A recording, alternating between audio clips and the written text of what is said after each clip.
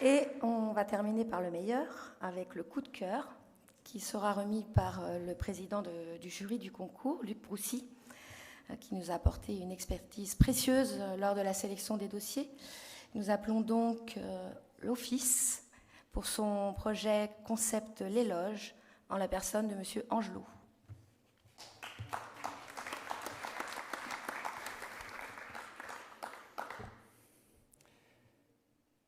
Le temps que nos amis arrivent à la tribune, quand Catherine a commencé à dire on va terminer par le meilleur, je pensais qu'elle parlait de moi, mais non, c'était le prix coup de cœur.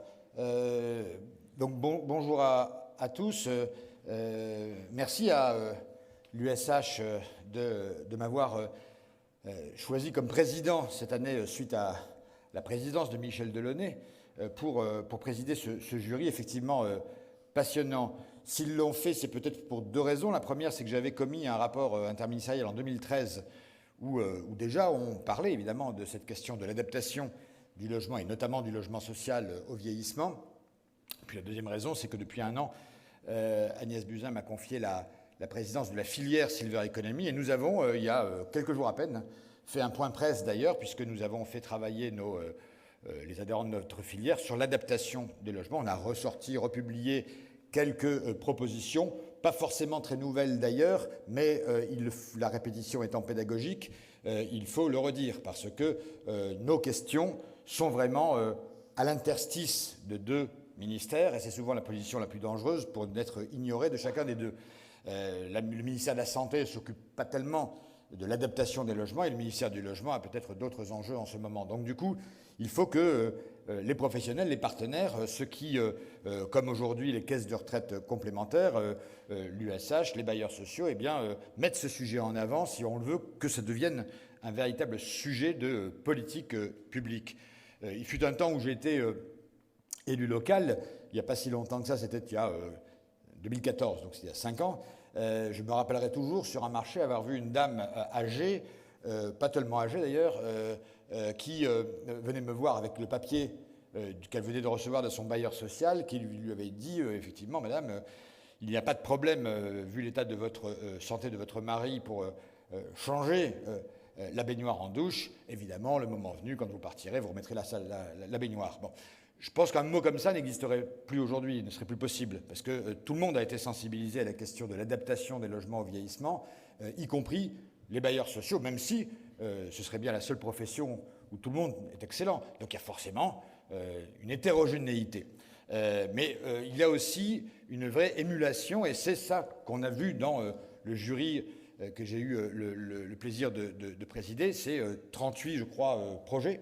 Et donc une profusion d'initiatives venant d'offices publics, d'offices de sociétés HLM, pour adapter donc ce bâti au vieillissement de la population. Vieillissement qui va évidemment totalement reconfigurer, y compris ce que sont nos quartiers aujourd'hui, qui sont plutôt jeunes et qui vont avoir de plus en plus à traiter des populations vieillissantes. Donc c'est un défi majeur.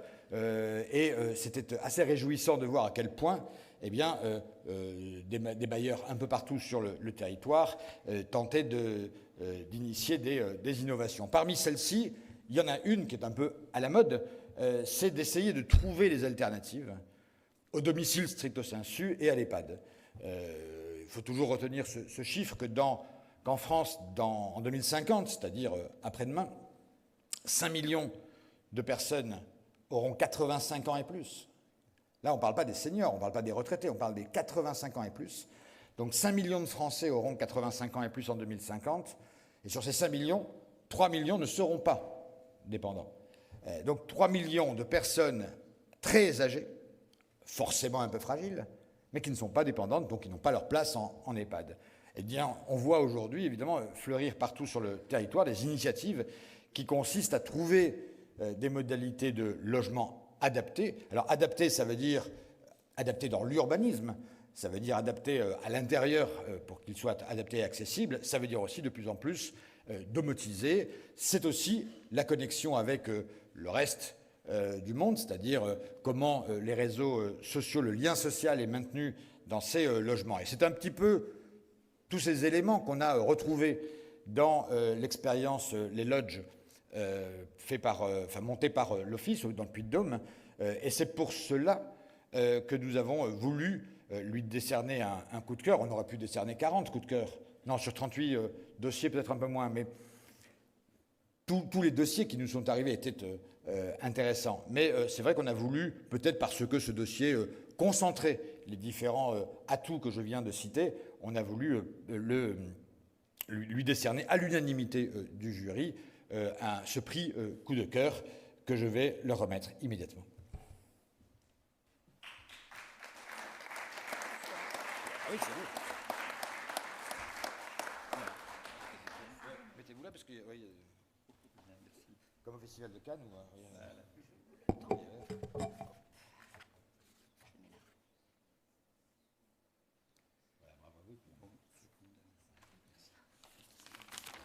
Je remercie la présidente de l'Office et le directeur général de me laisser prendre la parole, dire 2 mots sur ce sujet.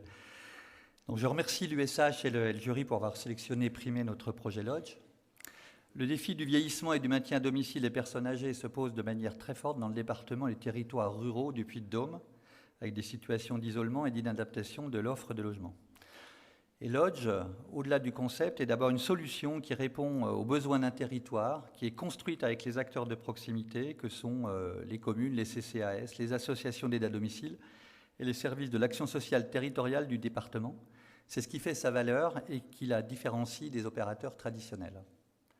Le concept Lodge peut se résumer en 2 points principaux. Un référentiel technique qui a été établi dans le cadre d'un partenariat d'études avec l'Université Polytech Clermont, qui nous a permis de mesurer le temps gagné au domicile par les personnes âgées en fonction du degré de perte d'autonomie et du niveau d'équipement technique et domotique du logement. Ensuite, un partenariat avec le conseil départemental, et notamment la direction de l'autonomie et des services à la personne, pour mobiliser les acteurs sociaux du territoire et les dispositifs de droit commun, le CLIC, l'APA, les services d'aide à domicile dépendants du département, afin d'établir le projet social et une charte de partenariat autour de chaque lodge. L'avantage de cette formule est de ne pas augmenter le coût du service pour l'usager tout en améliorant significativement la prise en charge.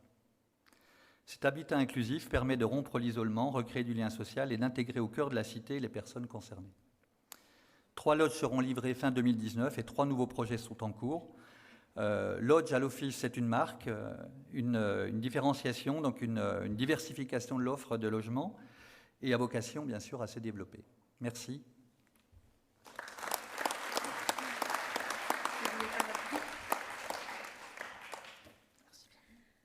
Merci à tous. Merci aussi aux autres candidats qui ont donné de leur temps et de leur motivation, de leur vocation sur ces projets-là en faveur de la prise en compte du vieillissement. Nous allons donc fermer cette séance, mais avant, peut-être félicitations à tous les lauréats et une petite photo souvenir serait la bienvenue. Voilà. Merci encore.